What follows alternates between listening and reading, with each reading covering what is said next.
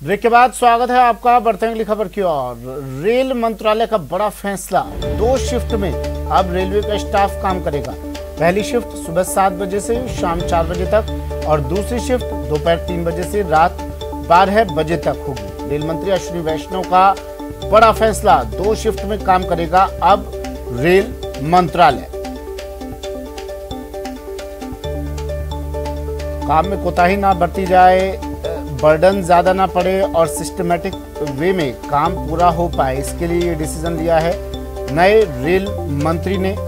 बड़ी खबर, रेल मंत्री अश्विनी वैष्णव का ये बड़ा फैसला, 2 शिफ्ट में रेलवे का स्टाफ अब काम करेगा। पहली शिफ्ट होगी सुबह 7 बजे से शाम 4 बजे तक और दूसरी शिफ्ट होगी दोपहर 3 बजे से रात 12 बजे तक। रेल मंत्रालय की कमान संभालते ही मंत्री अश्विनी वैष्णव ने बड़े बदलाव का ऐलान कर दिया है। रेल मंत्री की घोषणा के मुताबिक मंत्रालय से जुड़े विभाग के कर्मचारी और अधिकारी अब 2 शिफ्टों में काम करेंगे। पहली शिफ्ट सुबह 7 बजे से शुरू होगी और शाम 4 बजे तक चलेगी, जबकि दूसरी शिफ्ट दोपहर बाद 3 बजे से शुरू होकर देर रात 12 बजे तक चलेगी। रेलवे प्रधानमंत्री नरेंद्र मोदी के विजन का अहम हिस्सा है। रेलवे के जरिए लोगों के जीवन को बदलना है ताकि आम आदमी, किसान, गरीबों को इसका लाभ मिल सके।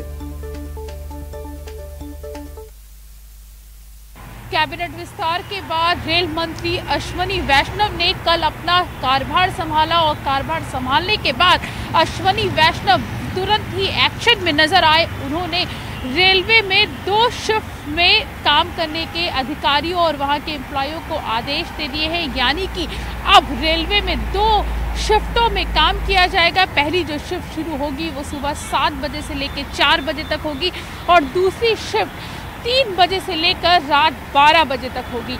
यानी कि एक्शन में जो रेल मंत्री हैं अश्विनी वैष्णव वो नजर आ रहे हैं। उन्होंने साफ कर दिया है कि रेलवे का विकास करना उनकी प्राथमिकता होगी। हालांकि प्रधानमंत्री नरेंद्र मोदी ने साफ किया था कि ये जो फेरबदल हो रहा है और जो मंत्रालय चेंज किए जा रहे हैं और साथ ही जो नए मंत्रियों को जिम्मेदारी दी जा रही है, उसका मकसद सिर्फ एक है कि कैसे देश का विकास किया जाए। अब देखना ये होगा कि जिस तरीके से एक्शन में मोदी सरकार के नए मंत्री दिख रहे हैं उसका क्या असर देखने को मिलेगा। कैमरा पर्सन अनिल के साथ प्रीति श्रीवास्तव, न्यूज़ 18 दिल्ली।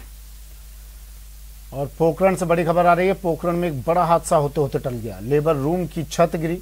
राजकीय उप जिला अस्पताल का ये पूरा मामला है। लेबर रूम में महिलाएं भर्ती थी। चिकित्सा विभाग में इसके बाद हड़कंप मच गया। भर्ती महिलाओं को तुरंत दूसरे रूम में शिफ्ट किया गया। लंबे समय से वार्डों का कार्य भी नहीं हुआ है। पोखरण राजकीय उप जिला अस्पताल में स्थित प्रसूति ऑपरेशन कक्ष की छत गुरुवार देर रात को अचानक भरभरा कर गिर गई, जिससे एक बार यहाँ हड़कंप मच गया। गनीमत रही कि हादसे में किसी व्यक्ति या मरीज को चोट नहीं लगने से बड़ा हादसा टल गया।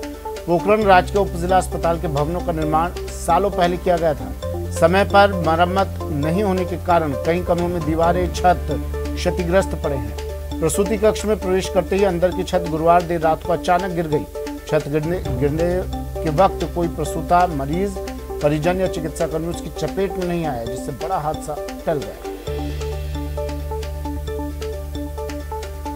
पोखरण से सहयोगी सांवलदान हमारे साथ फोन लाइन पर जुड़ गए हैं। सांवलदान, इतनी बड़ी लापरवाही, जिम्मेदारी कोई लेने को तैयार? देखिए सुमित, साफ तौर से देखा जाए पोखरण राजकीय उप जिला अस्पताल का पूरा मामला है।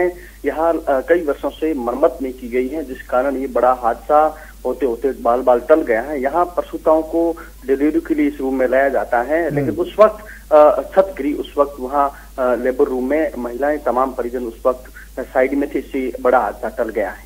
सुमित, मैं सांवलदान, सवाल मेरा ये है कि क्या इसकी जिम्मेदारी कोई ले रहा है?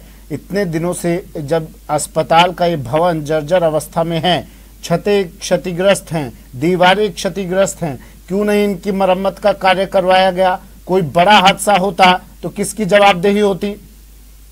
देखिए सुमित, साफ तौर से देखा जाए चिकित्सा प्रशासन की पूर्णतः लापरवाही है।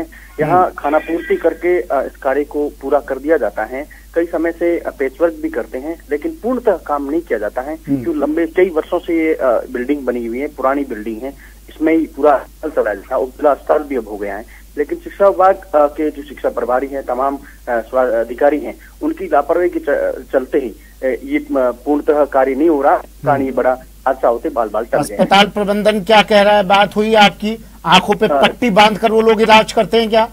दिखाई नहीं देता है उन लोगों को?